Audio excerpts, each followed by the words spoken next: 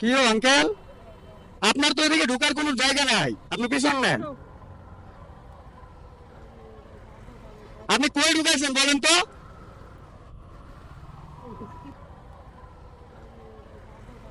চিন্তা করেন কি এক অবস্থা। আঙ্কেল সাবধান থাকতে হবে, আপনি তো ইচ্ছে মতো ঢুকানোর কোনো জায়গা নাই আপনার। আপনার তো এখানে ঢুকানোর কোনো জায়গায় নাই, আপনি কেন ঢুকাবেন বলেন?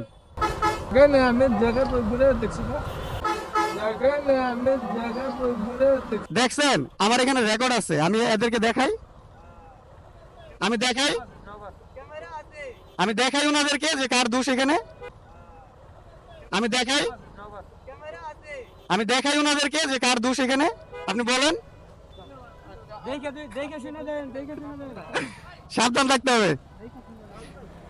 শুধুমাত্র ক্যামেরাটা অন করছিলাম যে ঝ্যানঝটটা নিয়ে একটু কথা বলবো, বাট ওইটার আগেই ভাই অটো এটা আইসা পিছন থেকে মাইরা দিছে। চিন্তা করে আমার দাঁড়াই থাকা গাড়িতে মারছে, বাট উনি ভুলটা স্বীকার করতে নারাজ। উনি আমাকে আনসার দিতেছে যে আমি পিছনে দেখে তারপরে আসছি, ওইদিকে নাকি জায়গা ছিল। সিরিয়াসলি ভাই, যখন আমি ক্যামেরার কথা বললাম যে আমি বললাম যে আমি এই মানুষগুলোকে দেখাই, আমার কাছে রেকর্ড আছে, তখন উনি হাসতেছে। তখন বুঝতে পারছে যে না আসলে এখানে আর হচ্ছে না, আমি এখন ব্লেমটা আমার নিজের ওপর নিতে হচ্ছে। আসলে ভাই দুনিয়াতে নামে আর কাজে আমি আমার ম্যাক্সিমাম ভিডিওতেই বলি যে একটা জিনিস খুব পরিমাণে নামে আর কাজে মিল পাবেন, ওইটা হচ্ছে অটো। কখন কোথায় কিভাবে কেন কিচ্ছু বুঝবেন না ভাই, ঘটে যাবে শুধু।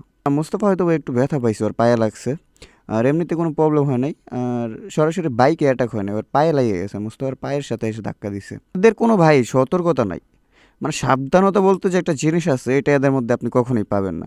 এই জিনিসটা খুবই হতাশাজনক। অটো যারা চালায় ম্যাক্সিমাম মানে বেশিরভাগ একই, মানে সেম সেম কাহিনী। যাই হোক এভরিওয়ান, পথে ঘাটে যখন চলবেন অবশ্যই সতর্কতা নিয়ে চলবেন। বরাবরই আমি কিন্তু বলে থাকি সবসময় যে আপনার ভুলেই দুর্ঘটনার শিকার হবেন, বিষয়টা এরকম মোটেও না। দেখা যাচ্ছে আপনি আপনার লাইনে ঠিক আছেন, আপনি আপনার জায়গাটা ঠিক আছেন, আপনি সতর্কভাবে রাইড করতেছেন, গাড়ি চালাচ্ছেন, বাট অন্য একজনের ভুলের মাসুল আপনাকে দিতে হচ্ছে। অ্যাভেলেবেল ঘটে, অহরহ এরকম হচ্ছে, মানে এক কথায় অন্যের ভুলের মাসুল আমাদেরকে দিতে হচ্ছে। যাই হোক এভরিওয়ান, রাস্তাঘাটে যখন বাইক কিংবা অন্যান্য যানবাহন চালাবেন অবশ্যই সতর্কতার সহিত চালাবেন, আর যথেষ্ট পরিমাণে সেফটি গিয়ার মেনটেন করে তারপরে চালানোর চেষ্টা করবেন। আর যদি আপনি আমার মতো বাইকার হয়ে থাকেন তাহলে আপনার জন্য মোস্টলি যেটা রিকমেন্ডেড মাস্ট বি অবশ্যই হেলমেট ইউজ করবেন, কারণ ভাই বাইকিংয়ের জন্য সেফটি যে বিষয়টা থাকে ওইটা হেলমেটের বিকল্প কিচ্ছু হইতেই পারে না। যাই হোক এভরিওয়ান, আজকের মতো ভিডিওটা এখানেই শেষ করতেছি, দেখা হচ্ছে নতুন কোনো ভিডিওতে। ততক্ষণ ভালো থাকুন, সুস্থ থাকুন, see you next, bye by.